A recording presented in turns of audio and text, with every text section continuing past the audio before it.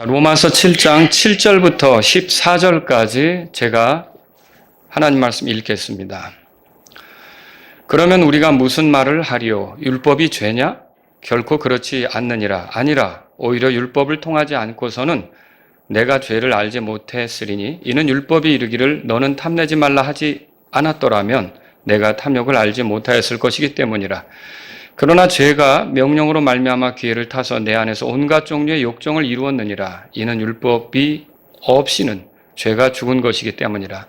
이는 전에 율법이 없을 때에는 내가 살아 있었으나 그 명령이 왔을 때 죄가 되살아나고 나는 죽었기 때문이라.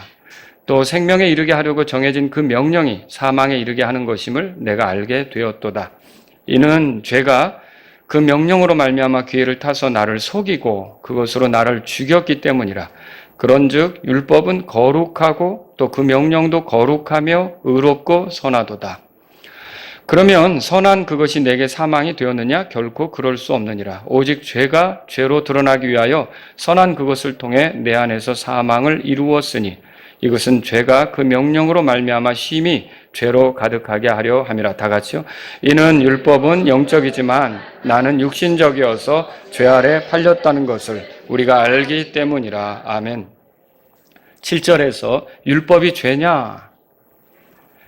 이게 이제 누군가 이렇게 그 의혹을 가지고 율법에 대해서 묻는데 바울이 이것에 대해서 답하는 게 이제 오늘 내용이거든요. 그래서 오늘 율법이 죄냐 이런 제목으로 말씀을 드릴게요. 자, 오늘 말씀도 어디서 시작하냐면 로마서 6장에서 시작해야겠습니다. 한번 14절 보세요. 이게 우리가 알아야 될 게 그리스도인은 율법 아래 있지 않습니다. 그래서 14절에 한번 다 같이 읽어보죠. 이는 너희가 율법 아래 있지 아니하고 의례 아래 있기 때문이라. 이는 죄가 너희를 지배하지 못할 것이기 때문이라. 자, 그리스도인은 율법 아래 있지 않다. 이렇게 성경 기록이 말하고 있습니다. 우리가 육신 안에 있었을 때는, 육신 안에 있었을 때 그 말은 뭐냐면 구원받기 전에는 그런 뜻이에요. 그럴 때는 우리가 어떻게 보면 율법으로 말미암아 자꾸 사망에 이를 수밖에 없는 그런 죄들의 행동을 쏟아냈죠. 그죠? 그래서 로마서 7장 보세요. 5절에 우리 또 읽어보겠습니다. 지난번 공부했던 것을 생각해 보면서 읽겠습니다. 이는 우리가 육신 안에 있었을 때에 율법으로 말미암은 죄들의 활동이 우리 지체 안에서 작용하여 사망에 이르는 열매를 맺게 하였기 때문이라. 자, 육신 안에 있었을 때에 구원받지 못했을 때는요. 율법에 의해서 정죄당할 수밖에 없는 그런 죄들의 활동을 자꾸 쏟아낸 거죠. 그래서 결국 우리의 결말을 말한다면 사망에 이를 수밖에 없는 그런 우리의 삶이었다는 겁니다. 자, 그런데 우리가 예수님을 믿고 나서는 어떻게 바뀌었습니까? 6절에 소개하고 있어요. 6절을 또 다 같이 읽겠습니다. 그러나 우리가 붙잡혀 있던 것 안에서 죽었으므로 이제 우리가 율법에서 건짐을 받았나니 이것은 우리가 영의 새로움 안에서 섬기게 하려 하며 율법 문자의 낡은 것 안에서 섬기지 않게 하려 함이라. 아멘. 자, 여기서 보니까 우리가 그리스도인이 되면 이제 우리가 율법에서 건짐을 받았다 그렇게 말하고 있어요. 저와 여러분들은 율법으로부터 건짐받은 사람들입니다. 구원받는다는 것은 죄로부터도 건져지고 율법으로부터 건져지는 거야. 사망으로부터 건져지고 사탄의 그런 수하에서부터 건져지고 구원받는다는 그런 거죠. 그렇죠? 그래서 율법으로부터 우리가 건짐받은 거죠.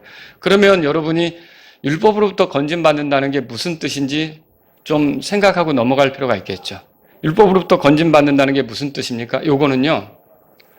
율법의 정죄로부터 자유롭다는 뜻이에요. 자, 우리가 율법을 어기면 율법은 반드시 우리를 정죄합니다. 죄 졌다. 우리에게 그걸 각인시키죠. 그리고 우리가 정죄받으면 어떻게 되죠? 사망에 이를 수밖에 없는 거예요. 그런데 율법은 더 이상 우리를 정죄할 수가 없습니다. 우리의 구원이 안전한 이유가 우리가 율법을 어기더라도 그게 우리를 정죄할 수가 없어요. 어떻게 그렇게 될까? 자, 로마서 7장 4절에 보세요. 그렇게 써 있죠. 그런즉 내 형제들아 너희도 그리스도의 몸으로 말미암아 그 그리스도의 몸으로 말미암아 이 말은 그리스도의 죽으심과 묻히심 부활 그분의 몸이 죽고 묻히고 부활하셨잖아요. 그러니까 그리스도의 몸으로 말미암아 율법에 대하여 뭐라고 돼 있어요? 이렇게 성경이 말하잖아요. 저와 여러분들은 이제 그리스도인이 되면 율법에 대해 죽은 거예요. 그러니까 율법은 더 이상 우리에게 어떤 영향력을 행사할 수가 없게 된 거죠. 그러니까 우리가 율법을 지키지 못했다고 해서 우리를 율법이 정죄할 수 있느냐? 정죄할 수 없어요. 그래서 우리의 구원이 영원한 이유가 여기 있는 거예요. 율법이 우리를 정죄할 수 없어요. 근데 잘못을 했는데도 정죄 안 한다 하면 하나님이 공의롭지 못하다 이렇게 말할 수 있지 않겠습니까? 근데 그렇게 말하지 못하는 이유가 우리가 율법을 범하면 당하게 될 정죄, 그리고 그것으로 인해 이어지게 될 사망, 이것을 대신 당한 분이 있어요. 누가 이걸 대신 당했습니까? 율법의 의로 흠이 없었던 완전하신 예수님께서 우리가 당해야 될 율법의 저주를 대신 당한 거예요. 그분의 몸으로 죽으실 때 예수님이 대신 당한 거죠. 그리고 사망도 예수님이 대신 당한 거죠. 그러니까 우리가 예수님을 믿으면 그분의 몸 안에서 우리는 율법에 대해 죽고 율법이 우리를 정죄할 수 없게 되는 거죠. 그러니까 예수님께서 얼마나 우리에게 굉장한 구원을 가져다 주시는 겁니까? 법은 있지만 이제 그 법이 우리를 공격할 수가 없게 되는 거예요. 와, 그래서 우리는 율법에 대해 죽은 것이고요. 율법으로부터 건진받은 사람이 된다, 그 말이죠. 또 여러분, 율법으로부터 건진받았다는 건 뭡니까? 율법의 무능으로부터도 자유롭다는 거예요. 잘못 생각한 사람들은 율법을 지켜서 하나님을 감동시켜서 우리가 구원받는 게 아니냐 이렇게 생각한 사람들이 있어요. 그런데 율법은 절대로 우리를 구원하는 능력이 없습니다. 근데 우리가 율법으로부터 자유롭다는 말은 뭐냐면 더 이상 율법을 지켜서 구원받으려고 노력할 필요가 없게 되는 거죠.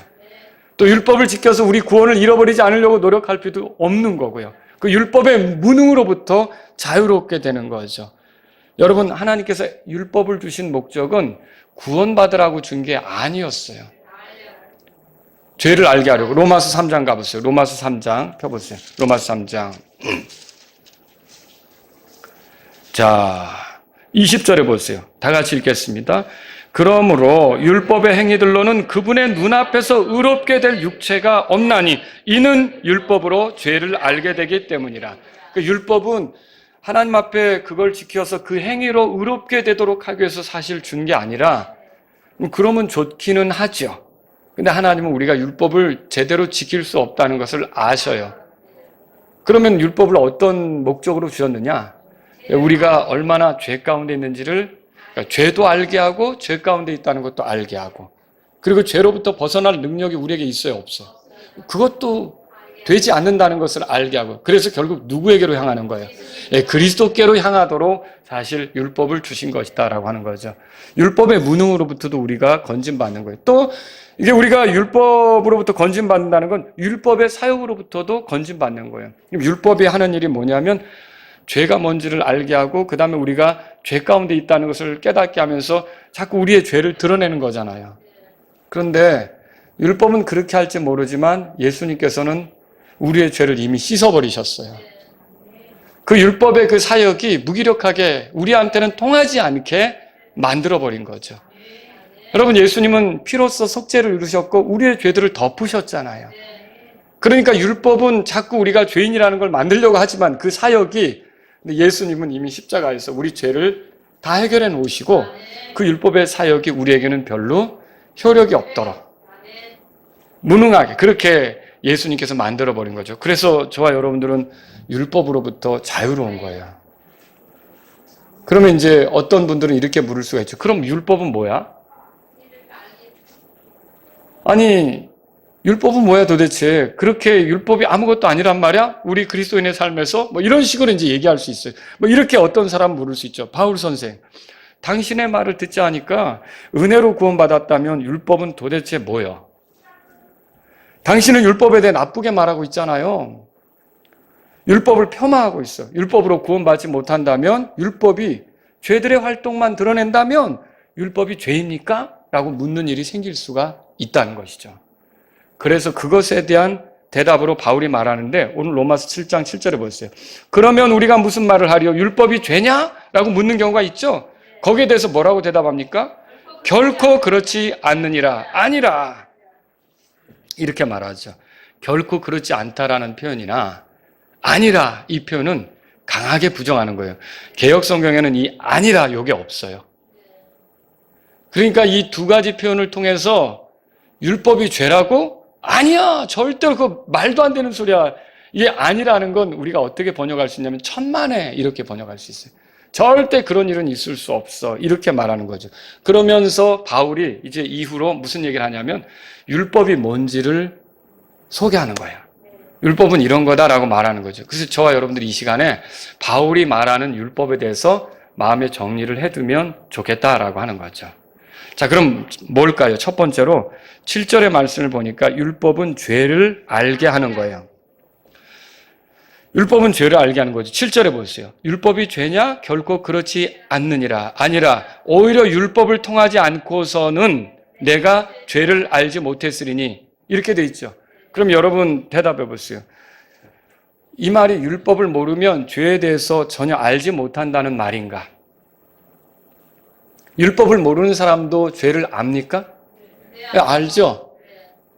그리스도인이 아닌 사람도, 유대인이 아닌 사람도 일반적인 상식선에서 도덕적으로 뭐가 문제가 되고 그리고 그 사회가 지탄할 수밖에 없는 그런 게 뭔지를 알아요. 그리고 어떻게 생각하냐면 이런 행동을 우리 사회에서 하면 구금이 된다든지 처벌을 받아야 된다고 생각하는 게 있다는 거예요. 그러니까 구원받지 못한 사람들의 세계 속에서도 죄가 뭔지 아는 게 있을 수 있다는 거죠. 그렇죠? 그런데 죄의 본질이 무엇인지는 율법을 통해서만 알 수가 있어요. 자, 그럼 여러분 죄의 본질은 뭡니까? 맞습니다. 하나님을 대적하는 겁니다. 자, 이게 왜 그렇습니까? 율법이 누가 만든 법이에요? 하나님의 법이죠. 하나님께서 만든 거예요. 그러면 율법을 어긴다는 거는 하나님의 뜻을 저버린다는 뜻이에요. 그럼 율법을 지키지 않는다는 것은 하나님이 이렇게 살기를 원해라고 했지만 난 상관없어. 난 별로 그대로 살고 싶지 않아. 누구에게 도전하는 거예요? 하나님께 도전하는 거예요. 그래서 이 율법을 통해서만 야, 이게 죄라는 게 하나님께 심각한 거구나. 하나님께 도전하는 거구나. 하나님께 죄를 짓는 거구나를 알게 되는 거죠. 왜 사람이 구원받지 못할까요? 바로 이 죄의 본질을 알지 못하기 때문에 그래요. 그냥 도덕적으로만 잘못하는 걸 죄라고 생각하는 수준에 있으면 안 돼요. 여러분 보세요. 이게 하나님께 잘못하는 거니까 하나님은 공의롭잖아요. 하나님께 잘못하는 거에 대해 심판을 준비하셨죠. 그 심판의 심각성을 알게 되는 거는 하나님이 죄인을 심판하신다, 죄를 다루신다는 이 심각성을 아는 것은 죄의 본질을 알 때예요. 아, 이 죄가 하나님을 대적하는 거구나. 하나님을 대적해 왔으면 하나님으로부터 심판을 받을 수밖에 없구나. 그럼 내가 이걸 어떻게 하지? 그 심판의 심각함을 깨달으면 벗어나고 싶어 하는데 내게 벗어날 능력이 없네? 그때 하나님께서 보내신 구원자에 대한 이야기를 들으면 그 사람이 구원받을 수가 있는 건데 사람들이 왜 구원을 받는 게 어려우냐면 죄라는 걸 모르지는 않지만 이 죄가 하나님을 대적하는 거라는 것을 알지 못하기 때문에 결국 자기들끼리 그냥 양심의 가책 느끼다가 구원받지 못한 채 끝날 수가 있는 거죠. 여러분 죄의 본질은 뭐라고요? 하나님을 대적하는 거예요. 대적하는 거. 바울이 바리새인이었죠. 그러면 그가 구원받기 전에도 율법을 알았을까요? 몰랐을까요? 알았죠. 빌립보서 3장 6절에 보면 스스로 율법 안에 있는 의에 대해서 비난받을 것이 없다라고 생각할 정도였어요. 그만큼 율법의 애착을 가지고 율법대로 살아보려고 나름 노력했던 사람이다. 그렇게 생각해 볼 수 있는 거죠. 그렇지만 자기 자신이 하나님께 잘못됐다는 생각을 미처 하지는 못했어요. 그러니까 자기 의에 사로잡혀 산 사람이었죠. 그런데 이런 바울이 율법에 대해 진지하게 생각하면서 뭘 깨닫기 시작했냐면 와, 내가 하나님께 죄를 졌구나. 이걸 이제 깨닫기 시작한 거죠. 자, 그 7절 뒤에 보세요. 이는 율법이 이르기를 너는 탐내지 말라 하지 않았더라면 찾으셨죠? 내가 탐욕을 알지 못하였을 것이기 때문이라 그랬어요. 여러분, 너는 탐내지 말라 이 말이 10계명 중에 몇 번째 계명입니까? 10가지 명령 중에 몇 번째 거예요? 이건 알고 있어야죠. 이런 정도는. 주여. 이건 10번째 명령이잖아요. 마지막 명령. 알겠죠? 10번째 거예요. 근데 이게 놀라운 게 뭐냐면 요 탐내지 말라는 명령이 다른 데 다 적용이 될 수가 있어요. 그러니까 이 탐내는 것 때문에 살인도 할 수 있고요. 탐내는 것 때문에 간음에 빠질 수도 있고요. 탐내는 것 때문에 거짓말을 할 수도 있어요. 탐내는 것 때문에 도둑질도 할 수 있는 거예요. 그러니까 이게 굉장히 중요한 명령이죠. 근데 이 탐내지 말라는 명령을 통해서 결국 바울은 자기가 하나님께 죄인이구나 이거를 알게 됐다라고 하는 거죠. 여러분 지금도 사람들은요 이 탐내지 말라는 거 있잖아요. 이게 우리의 죄를 알게 하는 건데 그 우리의 죄를 깨닫게 하는 건데 우리가 얼마나 탐심이 많습니까? 탐욕적이고.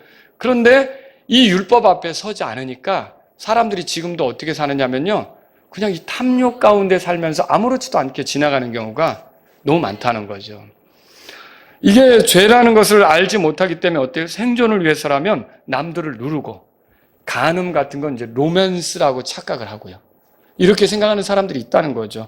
또 도둑질은 더 많은 소유를 얻기 위해서 어쩔 수 없이 하는 거고 거짓말 정도는 어느 정도 섞어줘야 인생 살 수 있는 거 아니냐. 그게 나름 손해보지 않고 사는 길이 아니냐. 이렇게들 생각하는 사람들이 많다는 것이죠. 근데 여러분 하나님께서는 십계명의 10번째 계명을 통해 뭐라고 말씀하시는 겁니까? 탐내지 말라. 너는 탐내지 말라 그렇게 말씀하셨어요. 이게 탐내면서 살아가는 게 결국은 죄가 된다라고 하는 것이죠. 자, 죄는 하나님을 대적하는 거라고 그랬어요. 하나님의 심판에 이르게 한다고요. 사망에 이르게 한다고요. 자, 율법이 아니었다면 바울은 죄를 알지 못했을 거예요. 그리고 자기가 죄인인 것을 깊이 느끼지 못했다면 내가 죄를 졌구나 이런 것들을 느끼지 못했다면 죄에서 건져질 필요성 그리고 그걸 우리가 구원의 필요성 이렇게 얘기하죠. 지금 바깥에 있는 사람들이 구원받지 못하는 이유가 구원의 필요성을 지금 못 느끼는 거예요. 내가 몸이 아프면 이거 고침받아야겠다 내가 이 고쳐져야겠다는 필요성을 느껴야 그 사람에게 조금 의사가 도움이 되는 거 아닙니까? 근데 그 필요성을 깊이 느끼지 못하면 고침받지 못하고 기회를 놓칠 수가 있는 거죠. 나중에 더 위중하게 돼서 정말 돌이킬 수 없는 그런 순간에 이를 수도 있다는 것이죠. 근데 많은 사람들이 자기가 죄인인 걸 보지 못하니까 죄에서 건져질 필요성도 못 느끼는 거예요. 죄에서 건져질 필요성도 못 느낀다면 그러면 죄에서 우리를 건지려고 오신 구원자에 대해서 기쁘게 생각하겠습니까? 절대 그게 거추장스럽게 생각되죠. 불편하게 생각되죠. 그래서 사람이 구원받으려면 첫 단추가 이게 자기가 죄가 있다는 걸 알아야 되는데 이걸 죄가 있다라고 하는 것을 깨닫게 하는 역할을 하는 게 뭐라고요? 그러니까 율법이다. 율법은 죄를 알게 하는 거다. 그래서 누구든지 율법 앞에 서봐야 돼요. 자기 나름 똑똑한 사람이 하나님이 이런 것들을 원하셔. 우상 숭배하지 말라 그랬어. 하나님의 이름을 함부로 다루지 말라 그랬어. 하나님 외에 다른 것을 섬기지 말라 그랬어. 하나님께서 부모를 공경하라 그랬어. 하나님께서 살인하지 말라 그랬어. 하나님께서 간음하지 말라 그랬어. 하나님께서 거짓말하지 말라 그랬어. 하나님께서 거짓 증언하지 말라 그랬어. 하나님께서 탐내지 말라 그랬어. 그러니까 하나님 앞에 서봐야죠. 와, 이게 단순히 나쁜 게 아니라 하나님의 뜻을 어기고 하나님께 도전하고 하나님 앞에서 심판받을 만한 죄구나를 인정을 하게 돼야 그 사람이 구원받을 수 있게 되는 거예요. 그래서 사람이 율법 앞에 서보는 게 중요한 거죠. 그래서 청교도들, 목사들 중에서도 그랬고요. 그 다음에 부흥의 시절에 복음을 전하는데 목사님들이 주로 사용했던 것이 먼저 사람에게 율법을 소개하면서 하나님께서 이런 걸 원한다. 근데 이런 것을 어기면 당신들은 하나님을 대적한 죄인이 된다. 이렇게 소개했던 경우들이 많이 있었다는 거죠. 우리가 복음을 전할 때도 죄라는 것을 그냥 단지 교도소에 갈 일, 그리고 사람들이 손가락질할 일 이렇게 가르칠 게 아니라 죄라는 것 자체가 하나님을 대적하는 것으로서 하나님의 심판을 피할 수 없는 하나님의 진노를 당할 수밖에 없는 일이라는 걸 가르쳐 주셔야 되죠. 이거를 가장 잘 효과적으로 해줄 수 있는 게 사실은 율법이다. 이게 이제 바울이 하려는 얘기죠. 두 번째 겁니다. 그러면 두 번째는 뭐냐면요. 바울은 이렇게 얘기하죠. 율법은 죄가 살아나게 한다. 그 얘기를 하려고 그래요. 그럼 죄가 살아나게 한다는 말은 뭐냐면요. 죄가 드러나도록 더 부추긴다. 그렇게 말할 수 있는 거죠. 한번 읽어보세요. 8절 다 같이 읽겠습니다.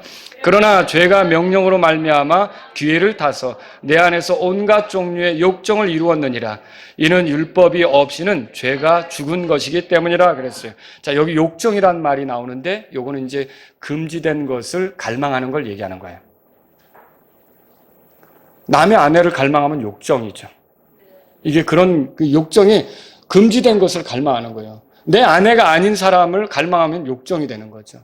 또 여기 탐욕은 뭐예요? 7절에 보니까 내가 탐욕을 알지 못하였을 것이기 때문이라 그랬죠. 이 탐욕이나 욕정이 같은 단어예요. 원래는 킹제임스 역자들에서 다르게 되어 있지만 여러분 요거는 바란다, 원한다라는 뜻이 있어요. 예를 들어서 예수님께서 지난 주일 오전에 여러분하고 말씀을 나누면서 살펴본 건데 예수님이 이렇게 말씀하시죠. 내가 고난을 받기 전에 너희와 함께 이 유월절 어린 양을 먹기를 바라고 또 바랐노라 그랬죠. 여기 바람, 이거 원함.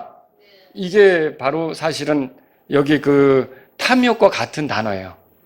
그러니까 어떻게 보면 이 단어는요, 문맥에 따라 좋은 의미가 될 수도 있고 나쁜 의미가 될 수도 있죠. 정당하게 원하는 것은 바람, 원함 이렇게 할 수가 있고요. 그런데 아까처럼 원하면 안 되는 것을 원하는 거 있죠. 그 욕정 혹은 탐욕 이렇게 될 수가 있다라고 하는 거죠. 자, 선악 지식의 나무라고 에덴 동산에 있었던 나무 있잖아요. 이제 하나님께서 아담하고 이브에게 다 먹어도 좋은데 그것만은 먹지 말라고 말씀하셨죠. 콕 집어서 말씀하셨죠. 그게 무슨 나무였어요? 선악 지식의 나무라고 우리 근본역에 나오는데 그러면 선악을 이렇게 알게 하는 지식을 주는 그런 나무죠. 이제 자기중심적으로 판단하게 만드는 건데 그러면 여러분 이게 선악 지식의 나무인데 이거를 만약에 하나님께서 얘기를 안 했다면 굳이 그 나무가 어떤 나무야라고 찾으러 다니지도 않았을 거고 그냥 지나갔을 수도 있어요. 먹을 게 많은데 굳이 동산 중앙에 와가지고 저것 좀 먹어볼까 이런 생각 안 하고 이것저것 다 따먹고 갈 수도 있는 거죠. 그렇죠? 그런데 갑자기 하나님께서 어느 날 그거는 먹으면 안 돼. 그거 먹으면 죽어. 이렇게 말씀하시니까 먹고 싶네. 더 먹고 싶은 거예요. 그러니까 이 율법이 주어지면서 이상하게 사람 안에는요, 죄가 거역하는 마음이 죄거든요. 우리가 청개구리 마음이라 그러잖아요. 하라 그러면 더 하기 싫어하고 하지 말라 그러면 더 하고 싶고 그런 게 있잖아요. 이게 죄악된 그런 거절하는 마음이거든요. 거역하는 마음. 그런데 이런 마음이 이제 발동하기 시작하는 거예요. 그래서 먹지 말라 그러면 더 먹게 되는 거죠. 근데 이게 율법도 그렇다는 거예요. 어떻게 보면 율법을 대하면서 사람들이 하지 말라 그러면 더 하게 되는. 그게 어떻게 보면 이게 죄를 더 부추기는 것처럼 보이는 거죠. 율법이. 그 얘기를 지금 하고 있는 거예요. 9절에 보세요. 9절에. 바울은 이렇게 썼어요. 9절 읽겠습니다. 이는 전에 율법이 없을 때는 내가 살아 있었으나 그 명령이 왔을 때 죄가 되살아나고 나는 죽었기 때문이라 그랬어요. 한때 요거는 이제 전에 이 말은 한때 그런 거예요. 한때 그가 율법을 제대로 알지 못할 때는 불편한 게 없었어요. 자기 나름 하나님 앞에 잘 산다고 생각한 거죠. 율법을 연구하긴 했지만 율법의 진정한 의미를 몰랐을 때는 불편한 게 전혀 없었던 거예요. 바울이. 그런데 율법이 탁 보이기 시작하는 거예요. 와, 이게 하나님께 죄를 짓는 거고 하나님께 잘못하는 거구나. 탐내지 말라고 그랬는데 내 속에 어마어마한 탐욕이 있구나. 내가 욕정을 부릴 수 있는 인간이구나. 이걸 깨닫는 순간 어떻게 해요? 이게 여기 보니까 죄가 9절에 보니까 되살아났다 그렇게 돼 있어요. 되살아났다. 뭡니까? 이게 더 죄가 보이기 시작하고요. 더 죄가 이렇게 드러나기 시작하고요. 바울이 이렇게 되었다라고 하는 거죠. 그래서 결국 율법은 사망에 이르게 한다는 말이 여기 써 있는 거예요. 그래서 나는 죽었기 때문이라. 10절 우리 한번 읽어보겠습니다. 10절 읽겠습니다. 또 생명에 이르게 하려고 정해진 그 명령이 사망에 이르게 하는 것임을 내가 알게 되었도다. 자, 여기서 생명에 이르게 하려고 정해진 그 명령 있죠. 명령. 이 명령은 율법을 다르게 표현한 거예요.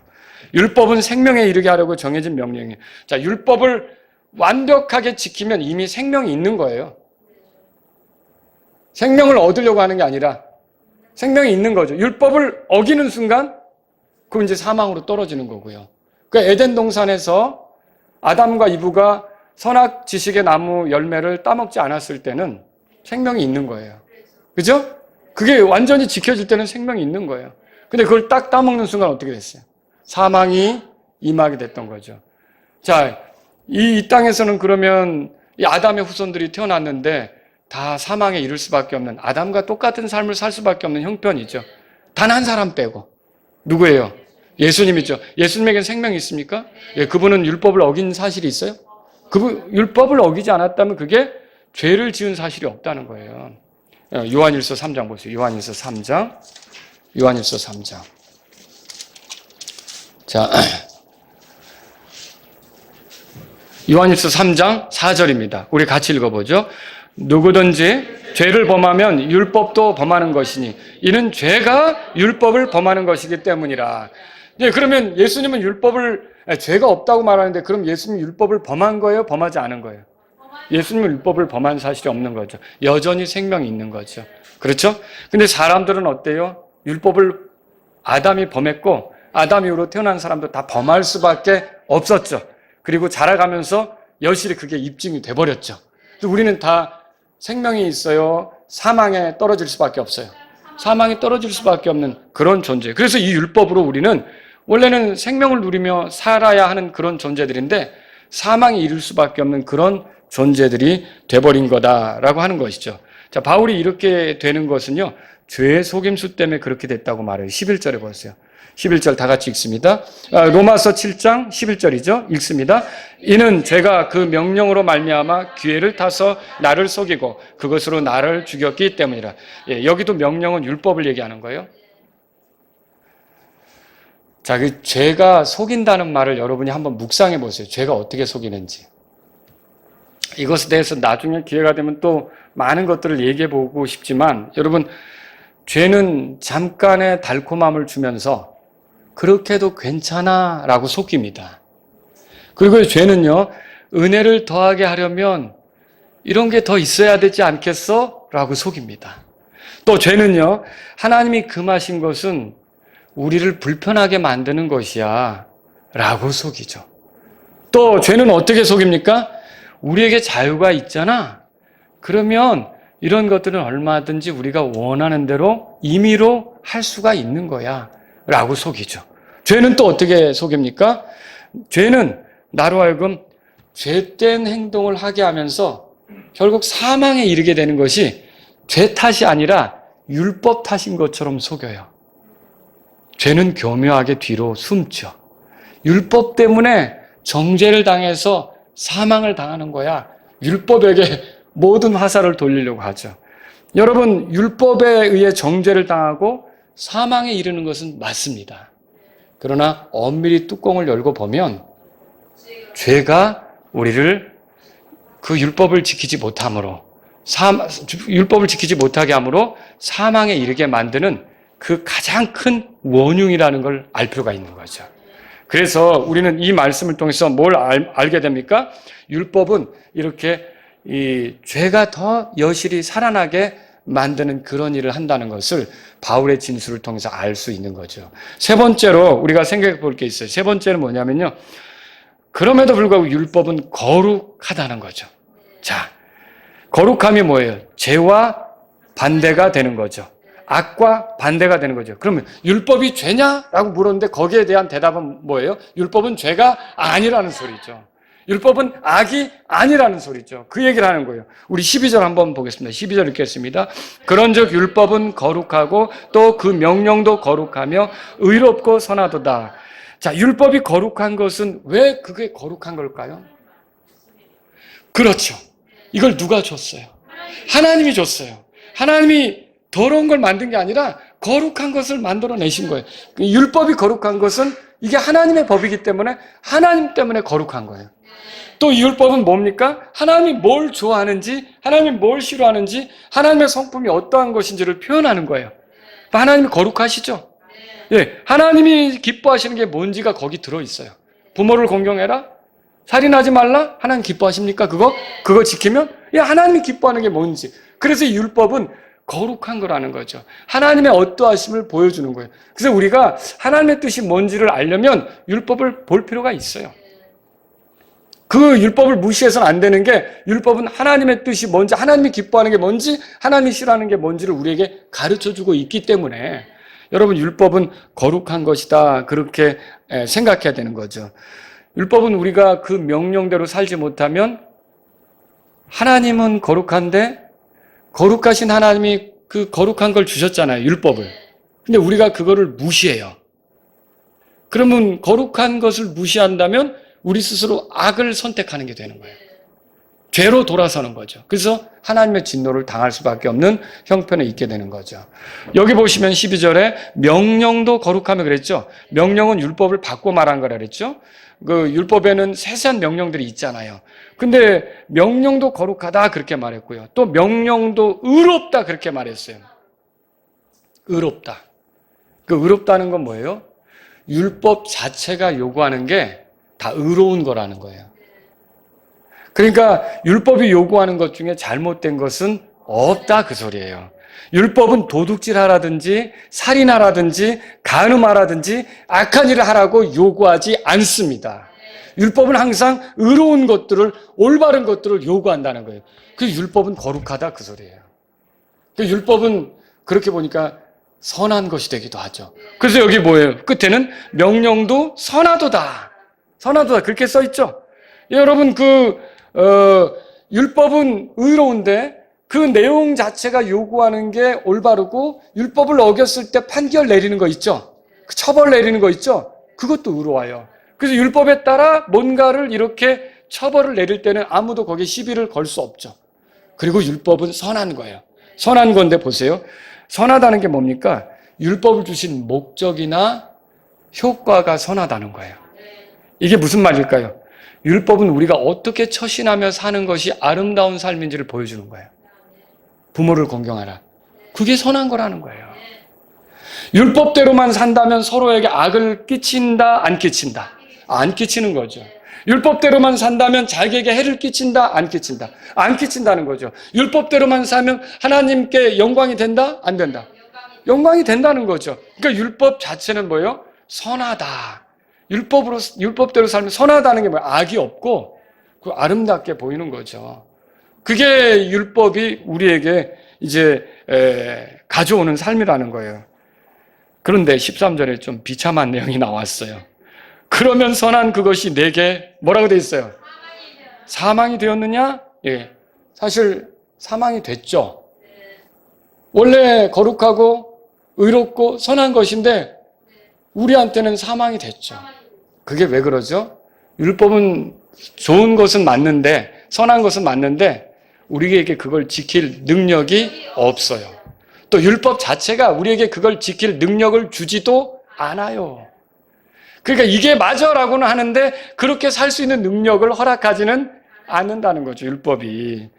그래서 결국은 우리는 사망에 이르게 된 거예요.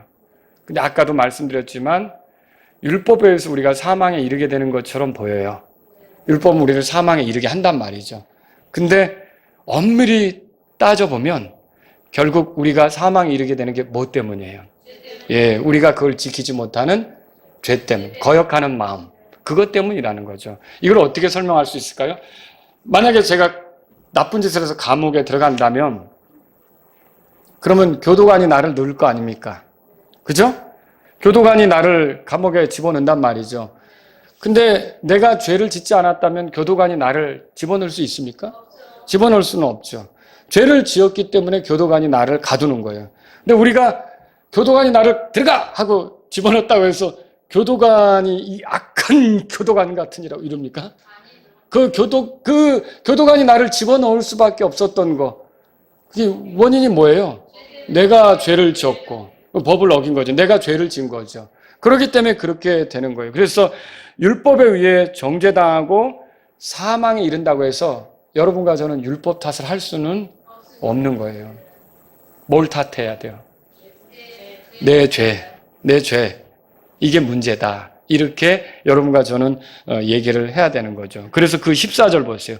이는 율법은 영적이지만 나는 육신적이어서 죄 아래 팔렸다는 것을 우리가 알기 때문이라. 결국 그거예요. 율법은 사실 문제가 없는데 내가 그 율법을 대하는 태도에 있어서 무능하고 그 율법을 제대로 지킬 수가 없고 이런 게 내 모습이다라고 하는 거죠. 자, 오늘 말씀을 정리해 볼게요.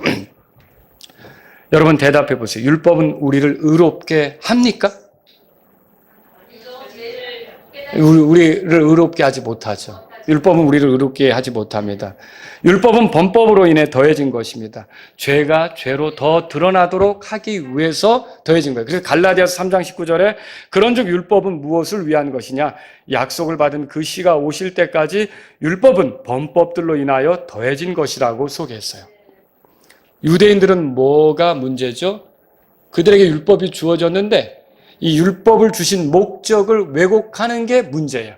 그 율법을 주신 이유는 그들이 율법을 지킬 수 없는 사람인 것을 깨닫게 하고 그들이 죄 가운데 있다는 것을 깨닫게 해서 하나님의 은혜를 구하도록, 그리고 은혜의 표현이신 그리스도가 오면 그 그리스도께 달려가도록 하기 위해서, 그 그리스도에 대해서 바라보도록 하기 위해서 그렇게 율법을 주신 건데, 유대인들은 어떻게 했어요? 로마서 9장에 가보세요. 로마서 9장. 자, 31절에 보세요. 그러나 의의 법을 따라간 이스라엘은 의의 법에 이르지 못하였도다. 왜 그랬을까요? 그래서 32절에 무슨 까닭이냐 그러죠? 다 같이 32절 읽겠습니다. 무슨 까닭이냐? 이는 그들이 믿음으로 그것을 구하지 아니하고 오히려 율법 행위들로 말미암아 되는 것처럼 구하였기 때문이라. 이는 그들이 그 걸림돌에 걸려 넘어졌기 때문이니. 보세요. 그 31절에 그러나 의의 법을 따라간 이스라엘은 의의 법에 이르지 못했다 그랬고, 30절에 그런즉 우리가 무슨 말이냐? 의를 따르지 아니한 이방인들은 의에 이르렀나니 곧 뭐라고 돼 있어요? 믿음에서 난 의죠. 그러니까 유대인이나 이방인이나 다 믿음에서 난 의를 얻어야 되는 건데, 이방인들은 믿음에서 난 의를 취하고 유대인들은 어떻게 했냐면 율법 행위로 의를 얻으려고 이렇게 했던 거예요. 그게 문제라는 거죠. 아시겠죠? 그래서 저와 여러분들은 여기서 정리해야 돼요. 하나님께서 율법을 주신 것은 하나님의 뜻을 보이는 것이 맞아요. 율법을 통해 하나님이 뭘 원하시는지, 뭘 싫어하는지 하나님의 뜻을 알게 되잖아요. 그리고 그 뜻을 어기면 뭐가 된다? 죄가 되는 거죠. 그 죄로 인해서 사망에 이를 수밖에 없는데, 근데 율법을 지킬 능력도 없는 걸 보니까 그 죄에서 우리가 건져질 힘이 우리에게 있어요, 없어요? 없다는 걸 발견해야 되죠. 그래서 스스로 하나님 앞에서 심판받을 수밖에 없는 죄인이라는 것을 인정해야 되는 거예요. 그래야 하나님께서 보내신 구원자가 소중하게 생각이 되죠. 그 예수님이 귀하게 생각이 되는 거죠. 근데 이 유대인들은 어떻게 하냐면 자기들의 율법 행위로 그것을 의를 얻으려고 해보려고 하는 거예요. 그래서 걸려 넘어졌다는 말이 그거예요. 예수님을 받아들이는 게 아니라 예수님을 배척하게 되는 거죠. 그들이 율법을 가졌다는 이유로 우리는 얼마든지 이걸 지켜서 의롭다고 생각하니까 그리스도를 배척하는 거죠. 지금도 교회 다니면서요, 그리스도 배척하는 사람들이 많은 거예요. 교회 다니면서 예수님 찬양, 노래는 불러요. 그런데 정말 자기 삶에서 의롭게 되는 문제를 얘기할 때, 구원받는 문제를 얘기할 때 그리스도를 배척하는 경우가 있다니까요. 어떻게 배척해요? 율법을 지켜서 구원을 얻으려고 하는 경우. 그게 그리스도를 배척하는 거죠. 그리스도를 믿는 겁니까? 안 믿는 거죠. 위험한 거예요. 교회 오래 다니고도 죄 문제가 해결이 되지 않아서, 의롭다함을 얻지 못해서, 구원받지 못했기 때문에 영원한 파멸에 이를 수밖에 없는 거죠. 이건 정말 무서운 거예요. 여러분, 율법은 우리를 그리스도께로 인도하는 훈육 선생이다. 갈라디아서 3장 24절에 써 있죠. 율법의 목적은 우리를 그리스도께로 인도하는 거예요. 근데 율법하고 계속 있으면서 그리스도께로 나가지 않은 사람은 그 지금 아직도 그 의의 수준에 이르지 못한 것이 되는 거죠. 구원받지 못한 상태에 있다라고 하는 것이죠. 율법은 우리를 구원하지 못합니다. 율법은 죄가 무엇인지 알게 합니다. 율법은 구원의 필요성을 깨닫게 합니다. 율법은 구원받을 길이 사람 스스로에게 없다는 것을 보여줍니다. 그리고 율법은 결국은 하나님께서 준비하신 구원자 그리스도께로 향하도록 안내를 하는 일을 합니다. 그게 율법의 일이에요. 거기까지죠. 거기까지. 그래서 구약시대 유대인들은 율법을 지켜 구원받지 못했던 거예요. 율법으로 구원받는 것처럼 생각하는 것은 바리새인들은 그랬어요. 지금 아까 로마서 9장 읽은 유대인들이 그랬어요. 근데 아브라함도 율법이 없던 시절에 믿어서 구원받았어요. 다윗도 율법 시대에 살았지만 행위가 아닌 하나님을 의롭게 하는 사람의 행복에 대해서 말했잖아요. 로마서 4장 가보세요. 그 앞에 나오잖아요. 로마서 4장. 자, 보세요.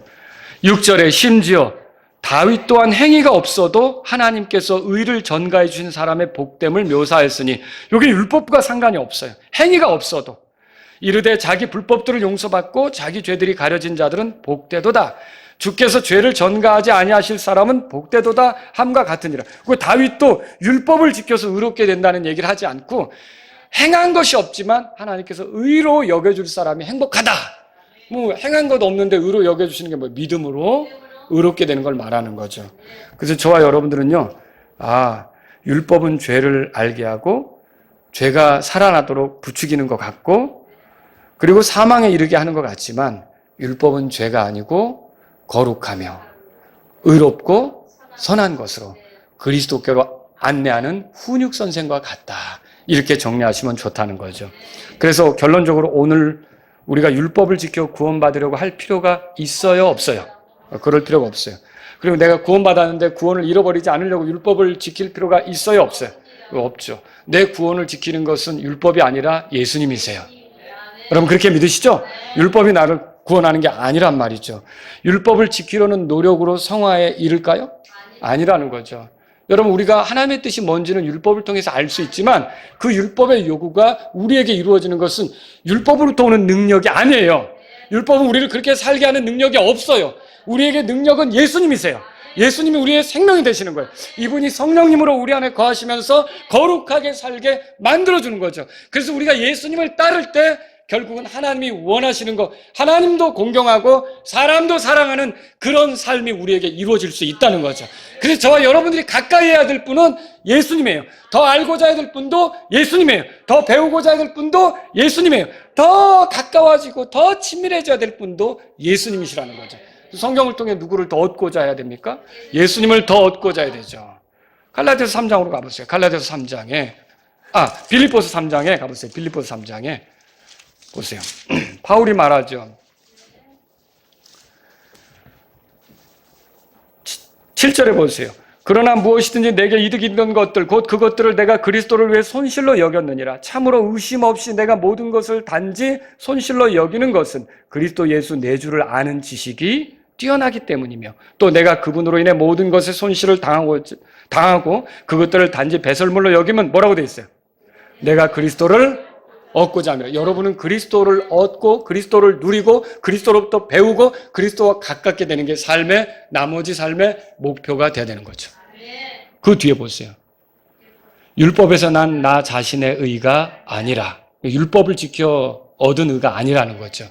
오직 그리스도의 믿음을 통한 의, 곧 믿음으로 말미암아 하나님께로부터 난 의를 가지고 그분 안에서 발견되려 함이라. 나를 의롭게 하는 건 율법이 아니에요. 율법은 그런 능력이 없어요. 예수님이 나를 의롭게 하는 거죠. 그래서 저와 여러분들은요, 이제 남은 생에는 내가 이 성경을 통해 예수님을 더 알아야겠다. 내가 교회 생활을 통해 예수님을 더 알아야겠다. 내가 지체들과 어울리면서 예수님을 더 알아야겠다. 왜? 하나님이 기뻐하는 삶의 능력이 되시는 분이 예수님이시니까. 그분이 내 안에서 나와 더불어 살 때 그 능력을 발휘할 수 있으니까. 저와 여러분들이 예수님을 더 알고자 하시길 바랍니다. 우리 다 같이 일어서시겠습니다. 오늘 이 말씀을 들으신 여러분 가운데 하나님 아버지, 나는 예수님을 더 알고자 합니다. 예수님과 더 가깝고자 합니다. 예수님과 친밀하고자 합니다. 예수님을 더 얻고자 합니다. 이런 분이 있다면 이 시간 주님 앞에 나아가십시오. 하나님께서 원하시는 것, 하나님께서 기뻐하시는 것, 하나님께서 바라시는 것을, 그걸 이루는데 율법은 나에게 능력이 되지 못합니다. 저는 율법을 따르는 사람이 아니라 예수님을 따라서 예수님과 함께해서 예수님의 권능으로 주님이 원하는 삶을 살기를 원합니다. 이런 분들이 있다면 이 시간 주님 앞에 나아가십시오.